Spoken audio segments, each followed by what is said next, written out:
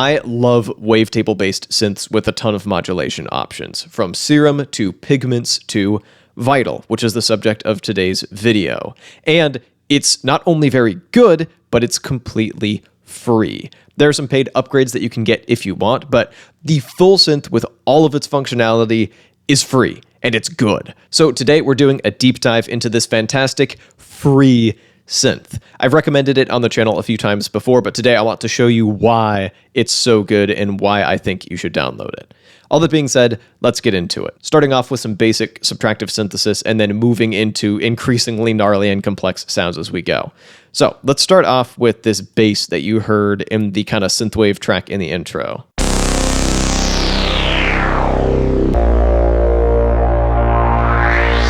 Because this goes a decent way into showing you the basics of how the synth works. Both of these tracks are made with a combination of custom patches and presets. I'll get into that as we go into this. So this is a custom preset that I made.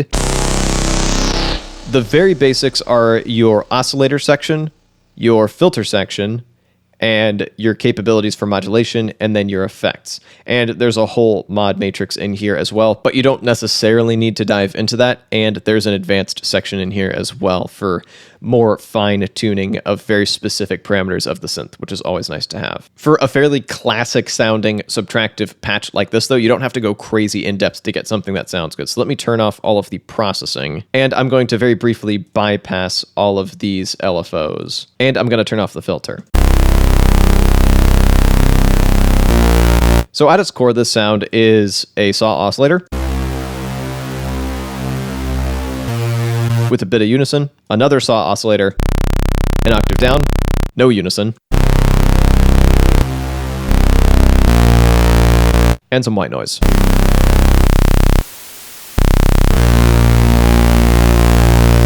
Up next, we bring in the filter. This is a high cut filter, but you'll notice it doesn't have any movement because I've disabled this modulator. So how modulation works is pretty similar to what you'd be used to if you've been using Serum and or Pigments. Essentially, all you have to do is grab a modulation source, which could be thought of like a pair of invisible hands tweaking a knob or something like that. This right here, this shape is what I want my filter to follow. I want the filter to start off wide open and then close down and then open back up at the very end of the sound. So that's this shape here, which you can design custom. So let me just grab a random LFO here. You can add nodes and curves and just tweak this to your heart's content. And there are a ton of advanced options in here, like setting a loop point or a loop hold point. You can even do stuff like smooth it out, which doesn't affect it visually, but will affect it sonically. And you can even split off LFOs into stereo for some kind of sounds that bounce around in your speakers. But to assign modulation, literally all you have to do, grab this right here and start to drag it, and you'll notice it'll show you anywhere that you can drop modulation. So in this case, I want to drop it onto the filter cutoff.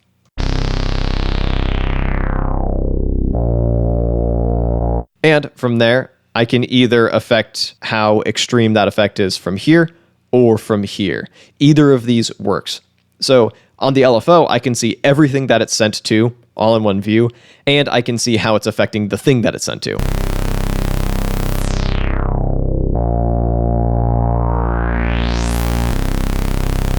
Also note that I've got the synth set to legato, which is how I'm getting it to follow this movement regardless of new notes kicking in. So I've got a couple of other nodes here. This one is affecting the distortion filter cutoff, so it shows you what it's sent to. So if you ever forget, it's right there. It's always really nice to have built-in effects in a synth like this, especially ones that are pretty complete. There are some that I'm not a huge fan of. I don't really love the chorus, for instance.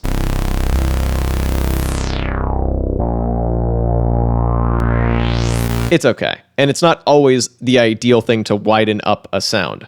Fortunately, Xfer's Dimension Expander, the same one that is built into Serum, is also available as a free plugin, which I'll link in the description. You're going to see me use that a few times in this video. Multiband compressor for some OTT-ness. Distortion.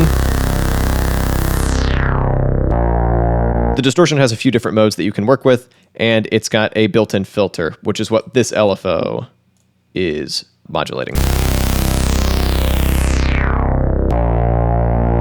So you kind of got two levels of filter movement going on.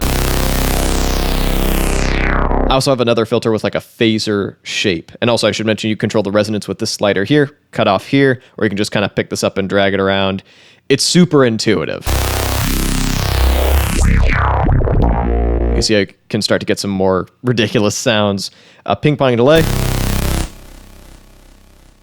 I love ping pong delays.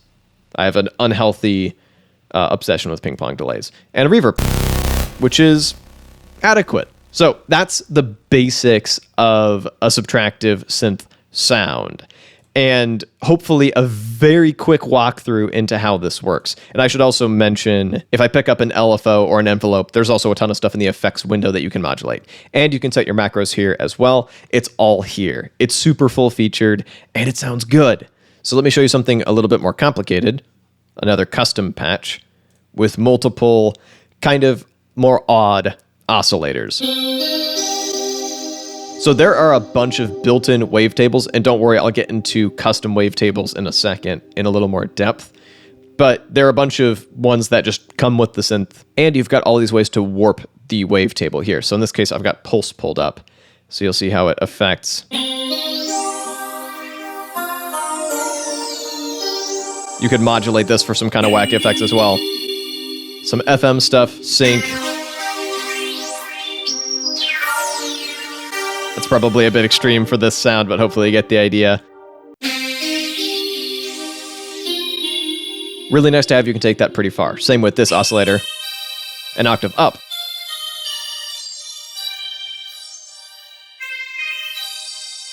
So that shows how you would manipulate wavetables that you've already gotten here. Let's talk about making your own wavetables, which goes a long way towards making some truly unique sounds, especially for bass music. So I've got this virtual riot growl here. It's a hell of a sound. And I've got it pulled up in Splice here. So to make a custom wavetable, all I have to do, drag it in. And there are a few different modes to work with. I'm going to use wavetable for the purposes of this video.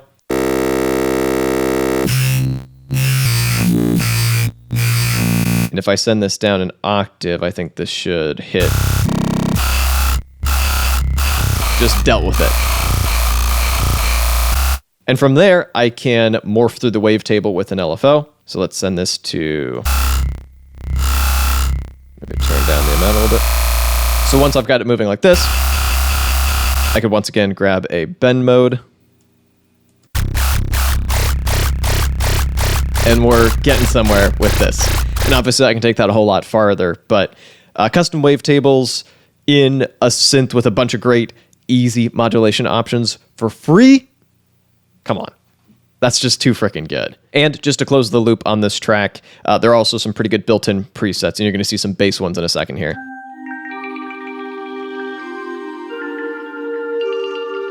Lot going on here. I've also got some Venus Theory presets, which are paid, but not expensive, which are really nice. Highly recommend giving those a look. But let's move on to some more hardcore bass music. So here is the second beat, a lot going on here automation-wise, and I'll get into that in a second, but just to jog your memory.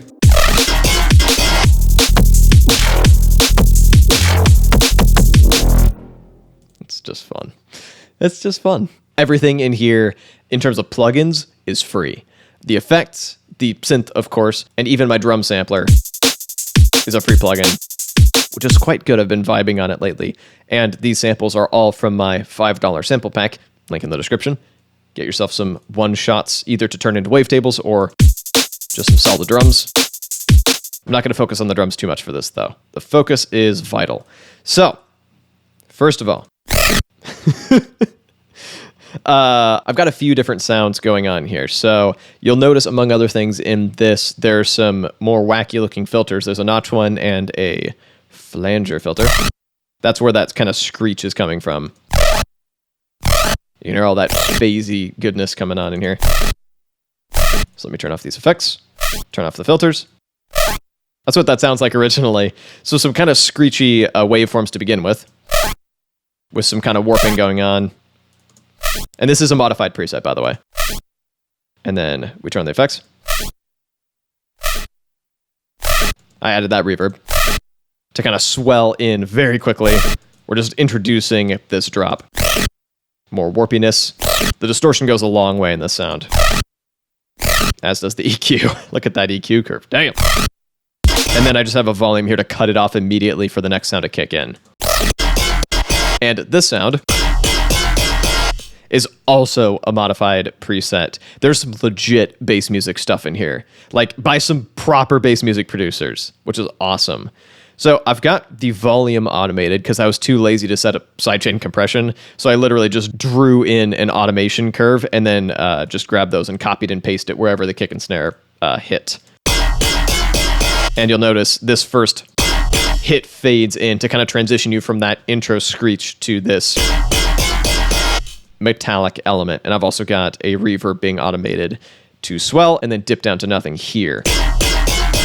Once again, a very metallic sound. You've got some metallic wave shapes to go with that, some pretty extreme looking filters, and quite a bit of processing, including, once again, modulating the distortions filter.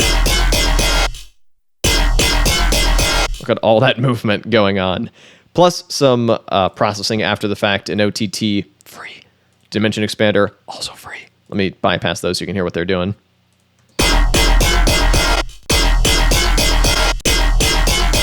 That dimension expander, just adding that width that the chorus wasn't quite giving me. Sidechain it.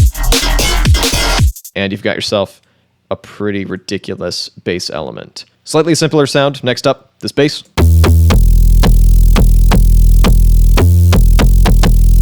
That noise oscillator is doing a lot of work here, as is the dimension expander. So let me take it off. And then, once again, I'm automating the volume to simulate sidechain compression. So let me turn that back on. And of course, this growl element, which I love. Another heavily modified preset with some dimension expander, because of course there is. So this has a couple of pretty growly oscillators from the get-go. So I've gotten rid of all the effects and both the filters. Already a really solid starting point of just scrolling through this wavetable. That's all it has to do to get a good growl. But we can take this further. Get the filters moving. And you'll notice this filter is doing a whole lot of work to shape how the growl kicks in and when. And that's what this automation is for. That way I can have complete control of when it kicks in and how it behaves over the course of this drop, because it serves a couple different purposes depending on where you're at in the drop. Then we had some processing. So that's raw. Compressor. Distortion. I actually cut all that sub because it's layered with another bass with a ton of sub already. Reverb. That kind of brought it to life. And then the flanger. Because this is a non-low-end heavy element that just floats over the top of the other bass, allowing it to be messy and have some kind of stereo phasey shenanigans works out really nicely for this sound. It's subtle, but it goes a long way. And then it kind of emerges as this low growl at the very end. And also, this is where I break away from the all free plugins rule because I just wanted to try it. I rendered out all these basses together as one audio track and then ran that through a couple of instances of Devious Machine's Infiltrator, which is a paid, absolutely fantastic glitch plugin. I did a dedicated video on my second channel that I'll link at the end of this video about this sound design trick, essentially. And the net result was a bunch of glitchy elements that I could cherry pick. And once again, sidechain to the drums, and we have this.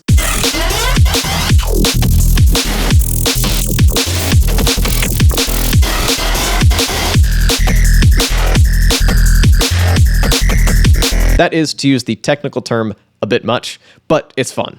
And once again, I go more in depth on this technique in that dedicated video, which you can check out right over here. And if you'd like to see an exploration of a different wavetable-based modulating synth, this time a paid one, you can click or tap down over here. Thank you so much for watching, and I'll be back with a new video in a little bit.